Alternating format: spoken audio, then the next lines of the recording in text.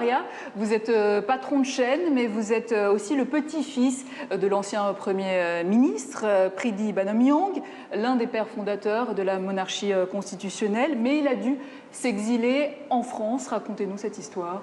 Donc c'est une histoire un peu longue, mais pour vous faire une version courte, donc mon grand-père, pendant la Deuxième Guerre mondiale, a mené la résistance, à la suite de laquelle il y a eu différents gouvernements. Et en 1949, il a mené un coup d'État qui a été manqué pour renverser le gouvernement de l'époque qui ne trouvait pas juste. Et après justement ce coup d'État manqué, donc il a dû s'exiler d'abord en Chine, et après c'est vers les années 70 qu'il s'est exilé en France. Pourquoi la France ? Pourquoi la France? Parce qu'il a fait ses études en France, il était à Sciences Po, il a eu son doctorat là-bas. Et historiquement, dans notre famille, on est très attaché à la France. Donc, toute ma famille, à un moment ou à un autre, a vécu ou a étudié en France.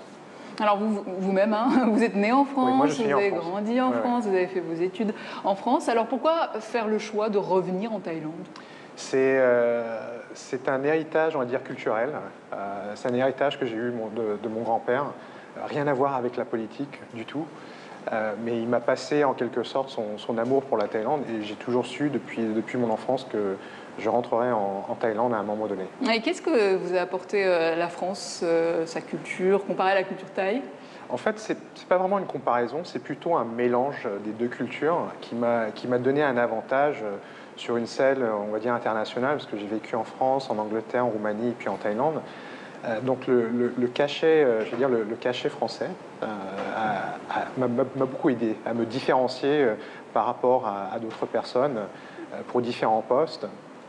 Et aussi, j'ai un look asiatique, mais j'ai une façon de penser qui est différente. Donc voilà plus ou moins comment ça m'a aidé. Et justement, quelles sont les différentes opportunités qu'offre la Thaïlande aux francophones?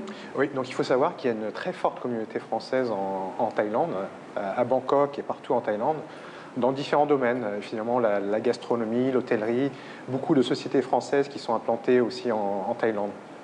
Et de plus en plus, un nouveau créneau, là où on n'attendait peut-être pas la France, mais dans le domaine de la technologie. Ah oui, et avec ça la fuite des cerveaux un petit peu. En France, Arya, on considère les médias comme le quatrième pouvoir. Est-ce que c'est le cas aujourd'hui ici en Thaïlande? Effectivement, les médias, surtout la télévision, a encore une très forte influence en Thaïlande parce que les Thaïs regardent encore la télévision. Après, dire qu'on a de l'influence, je pense qu'on a un rôle de reporter et d'être neutre.